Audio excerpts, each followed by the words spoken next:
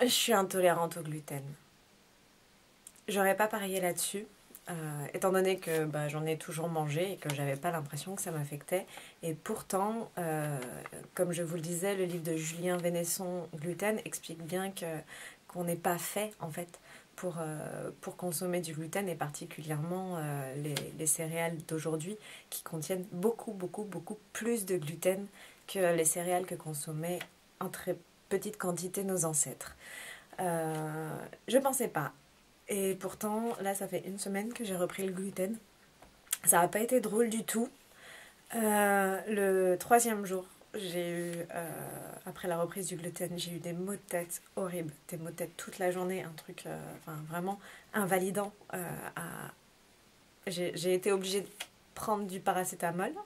Alors forcément, ça veut peut-être rien dire pour vous, mais étant donné que je ne consomme jamais de médicaments, si je prends du paracétamol, c'est vraiment que ça va pas. En général, ça doit m'arriver peut-être 2 fois dans l'année. Donc voilà, le troisième jour a été très difficile, et puis là depuis une semaine, je suis démotivée, j'ai pas le moral, j'arrive à rien faire, je suis pas du tout productive. D'un point de vue des chiffres, donc en une semaine, j'ai repris 800 grammes, dont 750 grammes de gras. Donc ça montre bien que les sucres et même les sucres lents font plus grossir que le gras, puisque j'avais un régime qui était très riche en gras et du coup pauvre en sucre. Voilà, donc si vous voulez perdre du poids, je vous conseille de limiter les pâtes et le pain plus que les matières grasses. En fait, le gras, ça fait pas grossir. Et pour ce qui est des chiffres, donc je vais vous mettre le petit tableau concernant les tests cérébraux que j'ai fait, donc les tests de mémoire, de rapidité et de réflexion.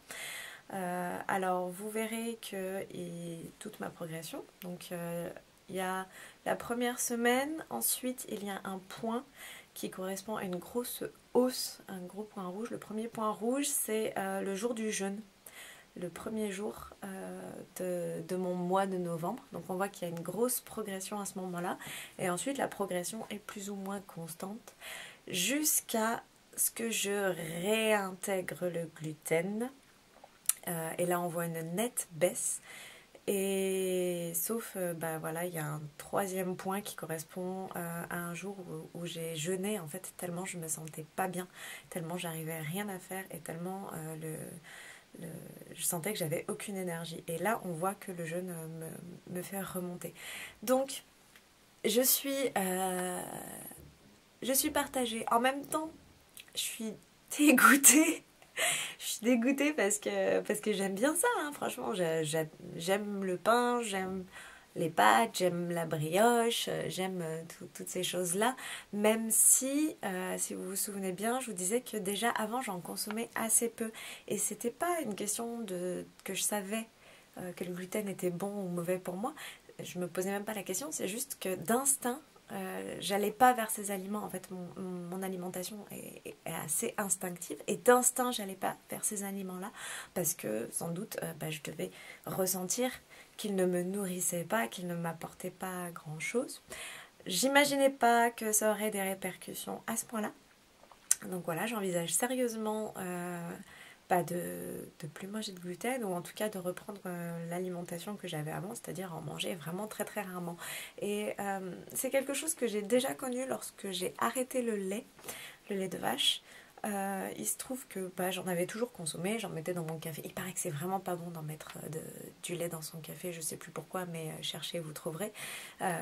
Voilà, je consommais des laitages, je mangeais du fromage de vache, des yaourts, etc. Et quand j'ai arrêté, je peux pas dire que j'ai senti que ça allait mieux, etc. Par contre, après avoir arrêté pendant un moment, quand j'en remangeais, je me sentais pas bien, je sentais que je gérais mal, que j'étais malade, etc. Et souvent c'est ça, c'est qu'on a tellement l'habitude de consommer quelque chose qu'on se rend pas compte que ça nous fait du mal, c'est parce que c'est vraiment ça, hein, ça nous fait du mal. Et après l'avoir arrêté pendant un moment, quand on le réintroduit, on se sent vraiment, vraiment pas bien, parce que l'organisme a eu le temps de nettoyer et d'être trop content parce qu'enfin on arrêtait de lui donner cette agression, parce que réellement apporter des aliments auxquels on n'est pas tolérant ou qui ne sont pas faits pour nous, c'est une agression pour l'organisme. C'est comme mettre le mauvais carburant dans votre voiture, sauf qu'en plus votre voiture elle ira pas très très loin si vous ne lui mettez pas le bon carburant. Donc le corps est quand même bien fait, on arrive à fonctionner avec le mauvais carburant, mais c'est tellement dur. Donc voilà. Mais la bonne nouvelle, c'est qu'il y a quand même des alternatives et qu'il y a plein de trucs trop bien. Et notamment, moi j'ai appris à faire du pain de seigle. Je suis allée chez mon boulanger et il m'a montré tout ça. Et puis du coup, je vous montre mes miches. Bien. Il faut que tu me dises qu'est-ce qu'il faut que je dise. Hein. Il faut que tu dises rien. Tu es parfait tel que tu es. Voilà. Vous avez vu mes chéris, comme il est beau, comme il est tout blond et comme il sent bon. Le gluten. Ça c'est mon boulanger. C'est moche ce que tu dis. Et du coup, tu peux nous dire, dans le pain de seigle, est-ce qu'il y a du gluten? Le pain de seigle que je fais ou le pain de seigle en général?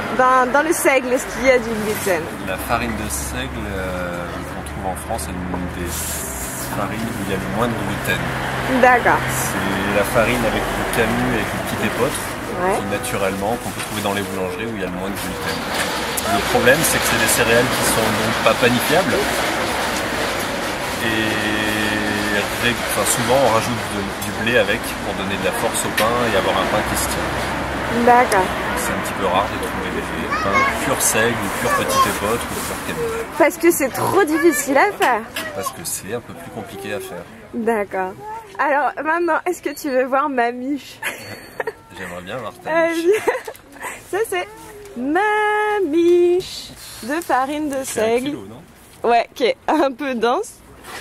Et là, aujourd'hui, ça va être le verdict parce que monsieur m'a dit que c'était tellement difficile de faire du pain de seigle que je reviendrai lui en acheter. C'est vrai? Il y a du blé dans mon seigle. On le coupe? Ah bah c'est parti, je te laisse l'honneur. Peut-être sur la planche pour que Vas-y. tu vois un peu mieux.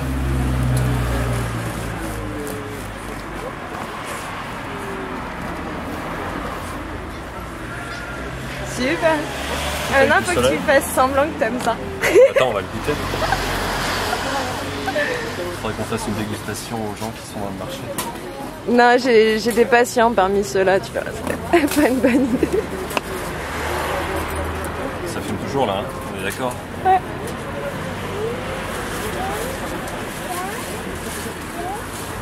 C'est très bon, mademoiselle. Votre part est vraiment réussi. Merci.